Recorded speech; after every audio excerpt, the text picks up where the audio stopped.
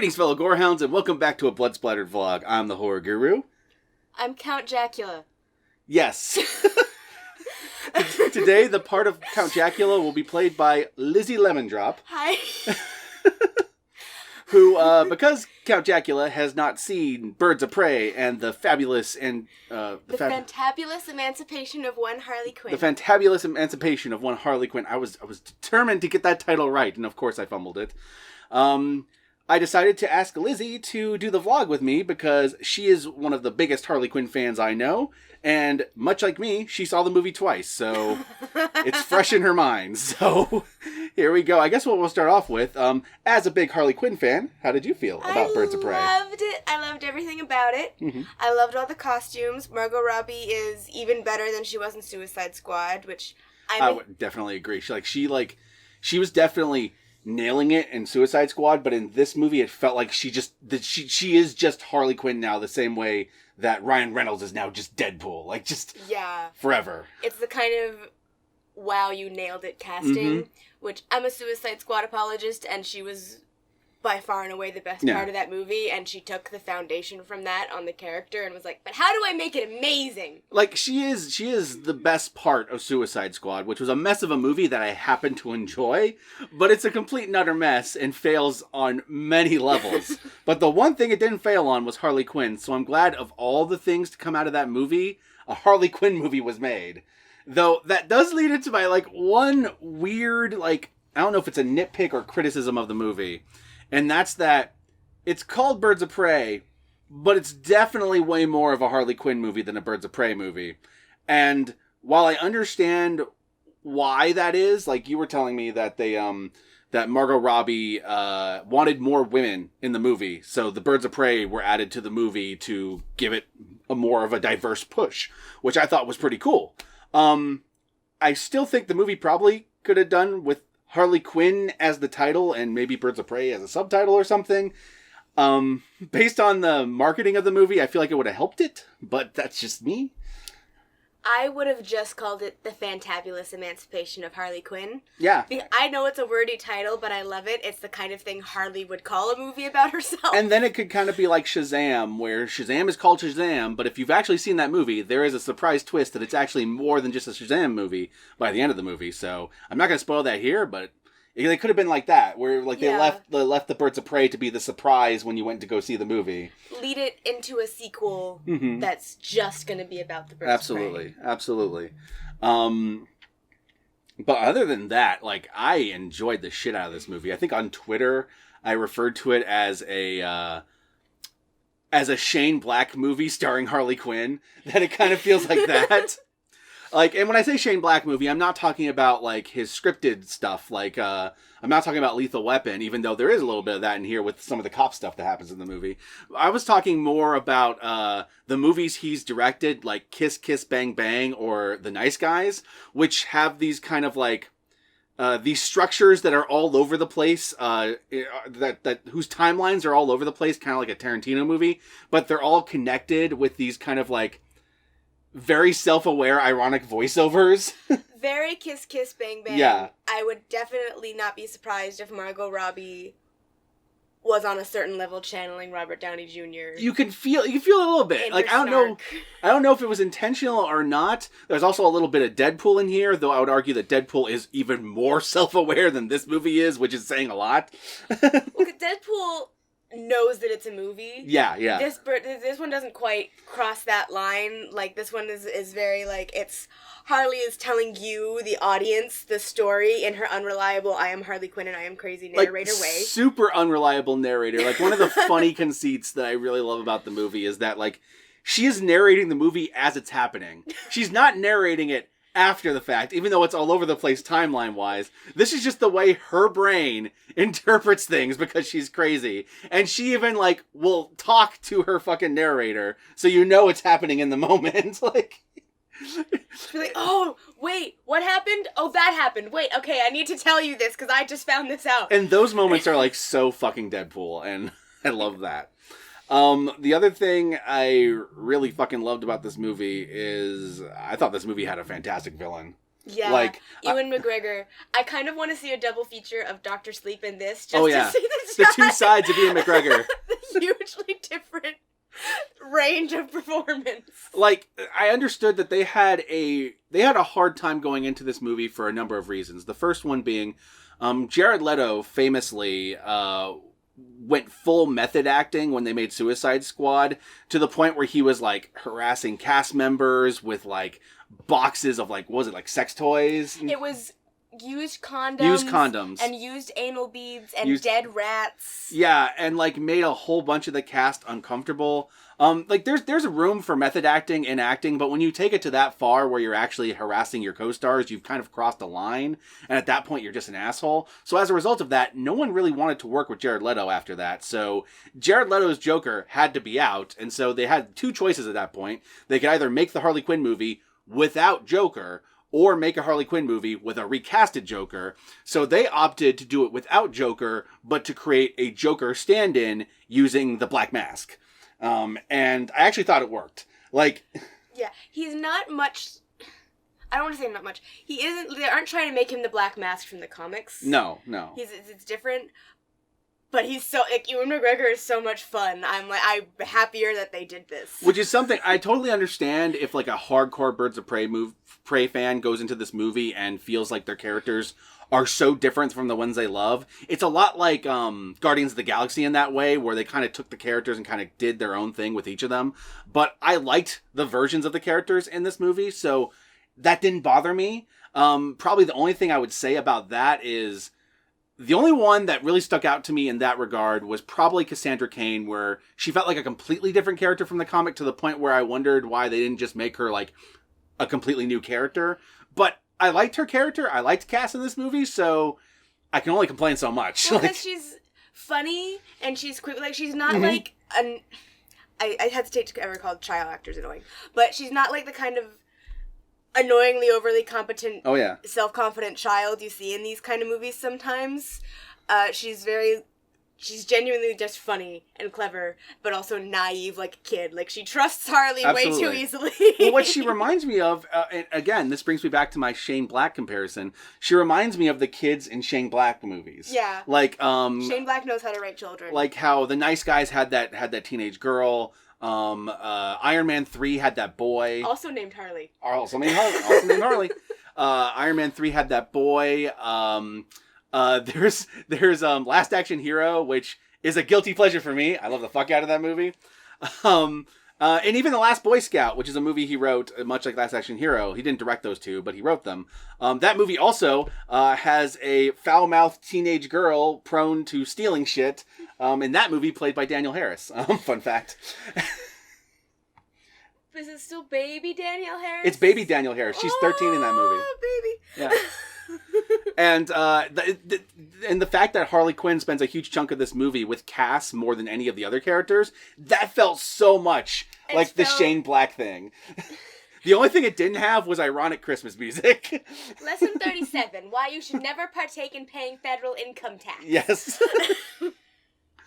So like as a huge fan of those kinds of movies, of Shane Black and of Deadpool, like, I thought this movie was a complete and utter blast. Like, the thing that really makes me sad, though, is that this movie came out the week before Valentine's Day instead of Valentine's Day. Because, as you can tell from the title, The Fabulous Emancipation of One Harley Quinn, a huge chunk of this movie has to do with her getting over the Joker. So it's like the perfect breakup movie for Valentine's Day. The perfect anti-Valentine's Day movie. The Galentine's Day movie. So, like, I feel sad that it didn't come out Valentine's Day weekend and instead came out the weekend before. I would have switched it with Sonic. Oh, big time. I think Sonic would do fine the week before, and Harley Quinn would probably do even better on Valentine's Day, but that's just me. I also like that this movie is R-rated. Like, it's not hard R. Like, there's a point in which characters have their faces removed, and you see the aftermath of the faces removed, not the actual action of the faces removed. So it doesn't go hard R, but, like, it's full of, like, drugs, swearing. Well, that's what the R is there, so they have carte blanche to not feel like, oh, well, we have to work around the swear words, and we have to make it not, oh, maybe she's not huffing cocaine, and it's like, no. And the thing is that doing it. it's also Harley Quinn just killing motherfuckers because she is not a superhero. She's Harley fucking Quinn. You know, she is at best an anti-hero by the end of this movie, but at the beginning of this movie, she's still a criminal at the beginning, just killing motherfuckers. Well, a very popular panel from, this was back during the New 52, so before Rebirth, there's this great bit where Harley confronts these guys on a bridge who are all catcalling her. Mm-hmm. And this is supposed to be post her kind of redemption. Like, at this point in the comics, she's kind of an anti-hero. Like, she saves people, she solves crimes and shit. It's very fun. Anyways, she asks them, so what the fuck are you talking about? Yeah. And two of the guys are basically, like, talking about their sex fantasies with her. And then the third guy is like, oh, I was just saying I wouldn't fuck you if my life depended on it. And so for some reason, I don't remember why, for some reason she has a pizza roller. Of course and she does. She stabs him in the head with it. The guy who said he wouldn't fuck her. She pushes him off a bridge and she tells the other two boys to go home and apologize to their mothers. So Harley... That's Harley Quinn. That's Harley Quinn. Harley Quinn murders motherfucker. She's psychotic as fuck. And there is a lot of that. There's a lot of that in this movie where, like, she will have random things and you'll be like, why does she have that? And then the movie will acknowledge, when did she get that? When did she have time to do that? Yeah. She's Harley Quinn. That's when she had time to do it. This movie is so fun. I loved that the movie was very much from... So Margot Robbie was a producer on the movie. Mm-hmm. And Margot Robbie is a huge Harley Quinn fan. She became such after she got cast, but she fell in love with the character, and you can tell... You can feel that in the movie. Yeah, you can feel how much she understands on, like, such a deep level what it is about the character people love. Like, she really emphasizes the fact, I have a fucking PhD, motherfucker. Like, she talks about... Oh, yeah. Psychoanalyzing people the whole movie. I love when she did that, yeah. It was always fun, like, and... She's competent, but she's crazy. Yep. Like, those two things never conflict with each other. Absolutely. Well, of all the characters in the movie, she is the most comic book accurate out of them all. Yes, because... Like, she might be wearing different outfits than the comics, but she, the character, is Harley Quinn, like, through and through. Let's see, I guess I do have one thing that I would say about this movie that is slightly negative, and that's this. This is a really short movie. Yeah. And that in of itself is not a problem because that means the movie does not overstay its welcome. It gets in, gets out, and you have a fun time. And by the end, you're wanting more. That's always a good thing. But I do feel like, for example, the last act could have used like an extra beat. Yes. Well, the big thing I would say the last act needed was, well, I should probably save that for spoilers. Yeah, we can get to the spoilers on that, but yeah.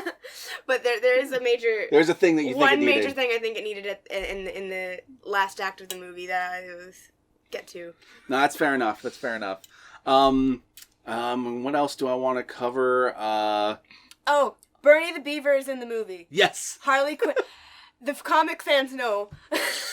Also... Bernie the Beaver, and she talks to him. Also, you probably already knew this from the trailer, but the hyena is awesome. Bruce the hyena. In the comics, I think she has two hyenas? Yes, in the comics she has two hyenas. Yeah. They're, as in the cartoon, they're named Bud and Lou. Mm-hmm. First time I saw the trailer where she said I named him Bruce, for half a second I was like, no, she has two hyenas and they're Bud and Lou. But I was like, no, it's okay. But by the time you get to this movie and you're watching it, like you're always just like, no, I want to see more Bruce. So, yeah, you fell in love with Brucey the hyena. He is adorable and he is lovable. And my only complaint about him is I wanted more. That's the thing. There's a lot of I wanted more in this movie. Like even the villain Black Mask, I could have used more Black Mask, especially with him in the mask because that's the biggest critique is just more. I wanted more from the movie. Also, one of the best things Bruce does in the movie, he eats a rapist. That's true. That happens. That is a thing that happens. Other things I really loved about the movie but haven't mentioned yet. Huntress is probably my favorite reinterpretation of a character in the movie. Mary Elizabeth Winstead as like socially awkward. She does a great job with it. Like it's one of those things where like she's this brooding, badass killer assassin girl, but like she's super socially awkward, so you just kind of want to give her a hug. Like she's like rehearsing her murder lines in the mirror because she hasn't nailed being like cool yet. Yep. She's good at the murder part. She's not good at the being a badass part. Renee Montoya is fun. She's like her whole bit in the movie is that she is like she was obsessed with 80s cop shows, so she's using all the 80s cop cliches, which brings us back to the Shane Black thing, because she's reciting things that feel like they're from Lethal Weapon. It's kind of amazing how this one movie manages to have, like, three or four entirely different movies in it. It's got the 80s cop show, it's got the Mafia Revenge with Huntress, it's got... getting out of a life of crime for the wacky for meta superhero movie like Deadpool with Harley Quinn. Like, there's so much going on in one movie, but it all fits. It's all cohesive. It never feels like you're getting whiplash from one character arc to another. I've heard some people complain about the interpretation of Victor Zsasz in this movie, and while I understand that there are things that Victor Zsasz does that he doesn't do in this movie, I really enjoyed the actor playing him a lot. And the thing is, it says a lot that the moment he showed up on screen, I'm like, that's Victor Zsasz. And I had no idea who was playing Victor Zsasz in the movie. I didn't even know Victor Zsasz was in the movie. And then later, it's just like, Victor, come here. And I'm like, yes, it's him. So even though there are things about him that's not very much like the comic book Victor Zsasz, the fact I knew right away it was him says a lot. And I thought he was a lot of fun. Again, I could have used even more of him.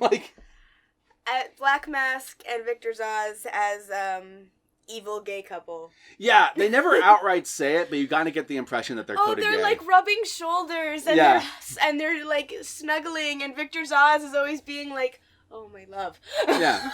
And this is already like an LGBT-filled movie. You already have Renee Montoya, who's established real early on as a lesbian, and you also establish Harley Quinn as bisexual early on in the movie. That one's a blink if you miss it, but it is an awesome little like Easter egg. It made me happy, and I feel like Margot Robbie definitely insisted on it, because Margot Robbie is fighting hard to get Poison Ivy in a future movie. You can tell though that they hedged their bets, and they included those details in the movie in places they could edit it out for countries that won't accept it. Like they mentioned that Renee Montoya and this one character are exes in like a voiceover. Yeah, it's like, that's her ex-girlfriend. And I'm like, okay, this is a perfectly, like, I don't have a problem with it because it's not any different than you'd establish any other ex. Yeah. It's just that they obviously Warner Brothers said to Cathy Ann, you have to cut this for China. You could feel that they're hedging their bets just in case they wanted to release it in a country that wasn't going to accept that, and they had to edit it out. And I'm like, all right, fair enough. I'm glad you included it anyway, because that is one thing that this movie has that Captain Marvel didn't have, so rock on. I like the headcanon that Carol and Maria were lesbians. Oh, yeah. And if they do that, then rock on. That's entirely not even hinted at. If they do that, then rock on. But since that's just fan theory at this point, who knows? That is the fan theory. But this is actually established canon. It is. This is canon. The ADA is my ex-girlfriend. All right, so I can't think. Is there anything else you want to mention pre-spoilers? Because I can't think of anything. Just, if you're a Harley Quinn fan and you had reservations after Suicide Squad just because you didn't like necessarily the way they cut her relationship with the Joker, and you didn't necessarily like, I would say don't let your feelings, like I said, I'm an apologist for Suicide Squad, but I understand why a lot of people didn't like it, and I would really, really say don't let your impression from Suicide Squad keep you from seeing this. Yeah. It is a vast improvement. The other thing I thought was really interesting about this movie is that it felt, to me, more like it was a sequel to that David Ayer cut of the movie that I had heard about, in which Joker was way more overtly abusive. Yes, okay. So, because in the original cut of the movie, David Ayer wrote and shot that movie because as Joker abusing Harley, like, there's behind-the-scenes shots of him backhanding her. In the original cut of the movie, he pushes her out of the helicopter. That's why that scene makes sense. Yeah.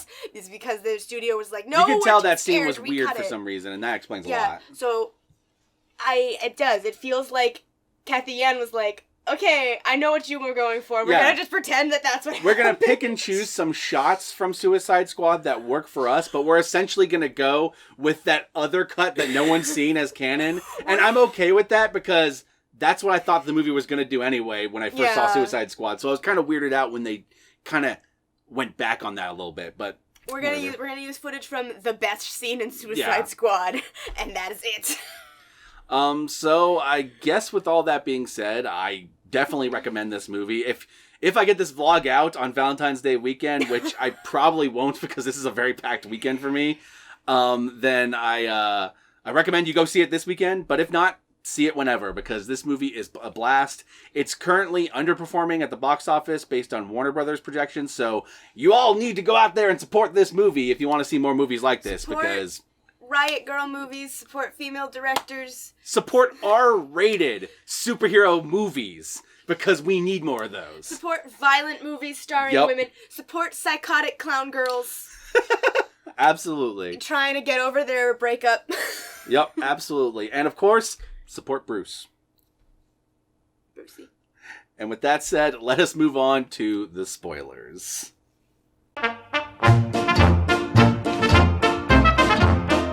Alrighty then, so where should we begin with spoiler stuff? You want to talk about the one thing you felt like the ending needed. Yeah, okay. So, I love, the climax of the movie is great. Mm-hmm. The last fight scene in the funhouse. Oh yeah, that is a total blast from start to finish. It's fantastic. The pacing is great. The way they edited it is great. Mm-hmm. You get this great, okay, real quick, the pocket way I would describe this movie is it's about 4 moms and their all protecting their adopted criminal daughter. I can see that.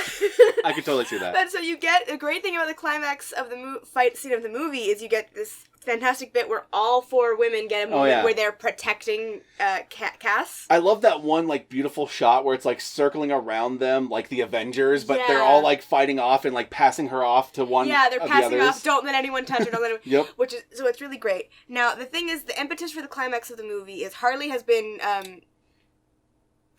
holding on to Cass. Yeah. For most of the movie. Because she swallowed a very important diamond that's the key to this dead mafia family's fortune. It's convoluted, but in a way that's obviously intentional. Yeah, but what I also like is that makes this entire movie about diamonds, so, like, when they use, like, music cues, like, diamonds are his girl's best friend. And it works great for Harley, because she's a Harley Quinn. Yep. So diamonds are perfect. It all thematically makes sense. But so...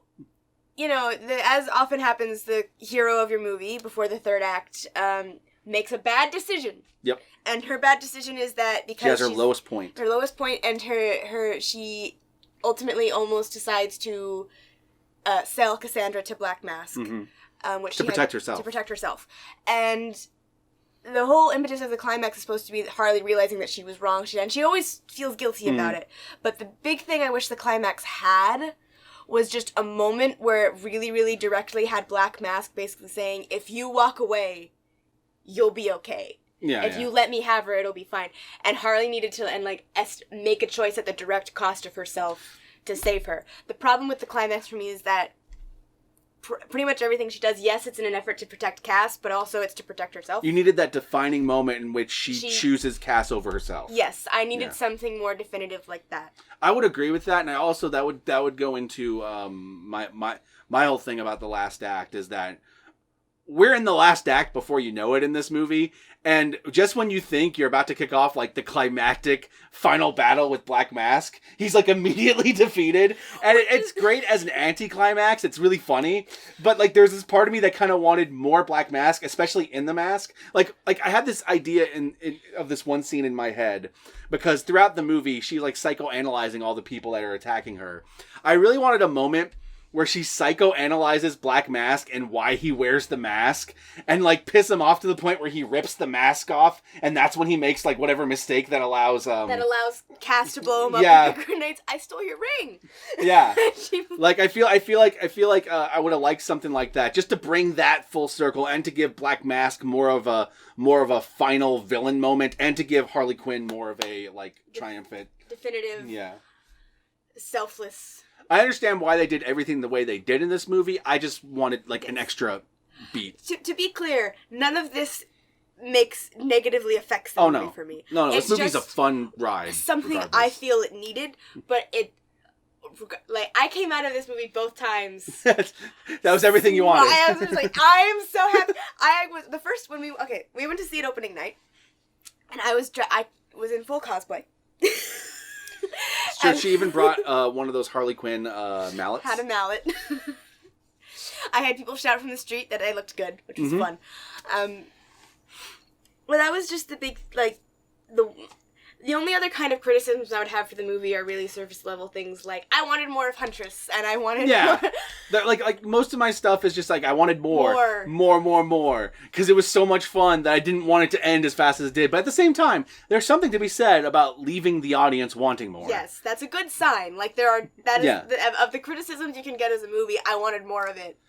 It's pretty good. And anything else is just purely me thinking from, like, a marketing perspective of, like, maybe a title change would have helped it, like, reach a wider audience. Maybe Cass could have been a different character than Cassandra Cain since they changed her so much. But, like, here's the thing. They might still take the character that's in this movie and in a later movie have her go full Cassandra Cain. Yeah. And that would be one hell of an arc to watch if they do. I'd be really down for that, just to make Cassandra Cain the DC EU version of Batgirl. Sure. And just have Barbara Gordon straight come in as Oracle. Oh, yeah. Because I guarantee if they're doing a Birds of Prey 2, Oracle will be my first choice of character to introduce. Just bring in Oracle, please. I was going to say... Oh, yeah. One other thing I would have added.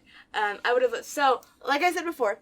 Bernie the Beaver is in this movie. Yep. So for people who have not read the comics and have no idea what I was freaking out about before, Bernie is a dead taxidermied beaver that Harley carries around with her. And does he have a tutu in the comics too? Sometimes. Sometimes, okay. And she has conversations with him. He gives her advice. It's often very good advice. Like, when she's about to, like, a lot of the time it would be things like when she's about to relapse into a relationship with the Joker, and he would be like, he's lying to you again! And you know it! So, she talks to him in this movie, he does not talk back, which is fine. I would have loved, though, and I don't know where you would have put it, but I would have loved some sort of acid trip scene where we actually get to see Bernie man, that would have been great! Talk. That would have been great. I love the way they handled it, where they had her, like, constantly talking to the beaver and no one else can hear the beaver. It was funny. I don't have a problem with that approach. I thought that was equally great. I just would have loved... one other thing. This is a small thing I would have think would be cool. At the beginning of the movie, there's this whole thing where Harley Quinn's trying to eat this sandwich. It's this delicious egg sandwich, and then the sandwich gets destroyed. And so it's not till the end of the movie in which Cass hands her another sandwich, and then they eat a sandwich together. I kind of wanted a scene in the middle of the movie where she describes the sandwich to Cass or something, just so that moment where she hands her the sandwich is just more of a personal moment between the two of them. If that makes sense. Well, here's the thing. The heart and soul of this movie, at the end of the day, is the relationship between Cass and Harley. Yes. And it's really, really precious. And by the end of it, they're like... by the end of it, it almost feels like Thelma and Louise, but like mother and daughter Thelma and Louise. Now, we can argue about whether or not it's really a happy ending. That Cass's ending is that she's being mentored by Harley Quinn. But... They both seem happy. The clown princess of crime. I hope that despite the underperformance at the box office, that this movie makes enough that they make another one. I want 2 new movies. I want another Harley Quinn movie and a Birds of Prey movie, which I think should be 2 separate movies. Yes. Because I think the Harley Quinn movie they make next should center around Poison Ivy, in my opinion. I know that there is technically a green light for Gotham City Sirens, but there's been no official announcements about it. There's rumors for casting. There's been no official casting announcements. Mm-hmm. We know Zoe Kravitz is playing Catwoman, but we know that because she's going to be in the Batman. Yeah. I'm down for that. Yeah. Oh, I'm excited about it. We don't have a director. We don't have anything like that. Margot Robbie is pushing for it, as she pushes for all projects involving Harley Quinn, because, as I said before, she's very passionate about this character. Cool. So I'm really hoping, and of course we're going to see more of Harley in the Suicide Squad.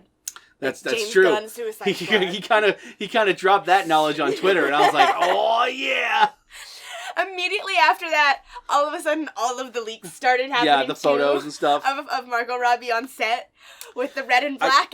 My curiosity is Suicide Squad taking place after Suicide Squad 1? Is it before Harley Quinn or is it after Harley Quinn? I'm curious where on the timeline this is going to take place. I'm curious too because I'm a super fan, and I'm like psychoanalyzing all of these blurry ass.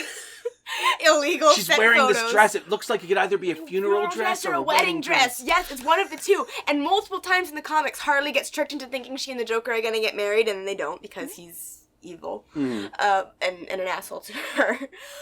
And so I'm like, okay, it could be a fake out wedding. Maybe it's the funeral. I was zooming in on her J tattoo on her arm in the picture, because in this movie, one of the cute little details is that Harley is like augmenting all of her Joker tattoos. Yes, I love those, because you get the tattoos from the Suicide Squad movie, and she's changed them to be her own, and I thought that was really cute. There's a lot of stuff in this movie that Harley does. It's really cute in this movie. Basically, I was zooming in on the tattoos, and I was like, oh, that one's not changed. So, yeah, I really love this movie. I recommend it. I had a couple of complaints and criticisms, but nothing really groundbreaking. Most of it just comes down to, I wanted more, man. I did. And, like, really, it's a perfect movie for if you really love Harley Quinn. Mm-hmm. Like, I can't imagine, if you really, really, truly love Harley Quinn, I can't imagine this movie not being everything you ever wanted. Yeah, I can't imagine I really can't, other than we don't get to see her make out with Poison Ivy. But you know what? I think that it's good that there's a space of movie in between that. Sure. And she doesn't immediately Well, I understand the need to have her get over the Joker before you throw her into a new relationship. Yeah. That makes sense from an art we're going to standpoint. do that in Gotham City Sirens, right, Warner Brothers? We'll see. And so, do you want to plug in your Twitter account or something, or? It's Lizzy Lemon Drop. You don't want to follow me. all I talk about is Harley Quinn, Ice Nine Kills, Hailstorm, whatever bad, trashy reality TV show I'm in the process of binge watching, and I bitch about school. I'm in college. I'm in my last year of college right now, and I'm about to go to grad school, so I'm stressed all the time. Yeah, a lot of papers. Lots. You don't want to follow me on Twitter. And y'all know me. I'm the Horror Guru. Find me at the Horror Guru on Twitter, on Twitch, on Facebook. Just look up the Horror Guru or Blood Splattered Cinema, and I'll be there. And don't forget to like, comment, and subscribe to this video. And if you want to go the extra mile, then be sure to check out my Patreon page. And remember that even $1 a month can go a long way. And I forgot earlier to mention to ring that notification bell, so I'm going to say it right here. Ring that notification bell so that you're notified of my videos immediately upon their upload. And with that all said, Harley Quinn. Fucking good. I loved it. And so did the biggest Harley Quinn fan I know, so... It was Fantabulous Puddins. So go out and watch it. And with that said, peace out, and I'll catch y'all later.